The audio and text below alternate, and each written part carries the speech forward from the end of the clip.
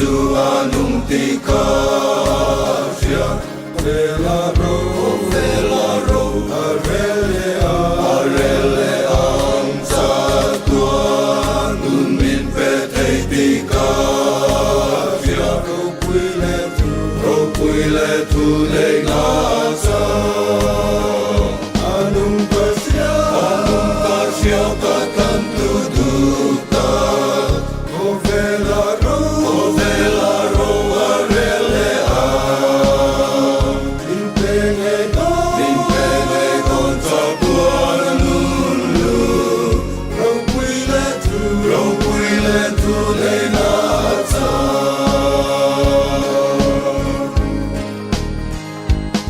atu tiam nense fovakani tiam tondo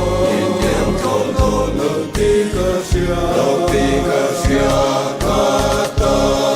sahiral maselagi amakala mulon sia anungkasia katan tuduta velaro arele impenge don sabuan lulu ropuile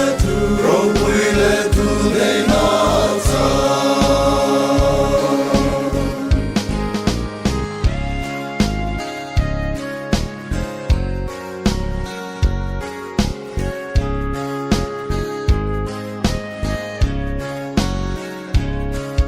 katan min siam saktika sia cena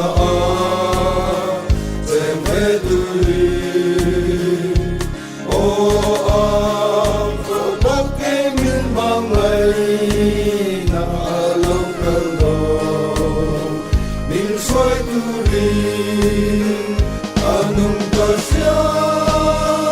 katan tuduta velaro arele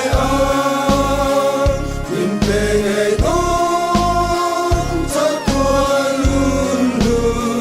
ropuile tu le nata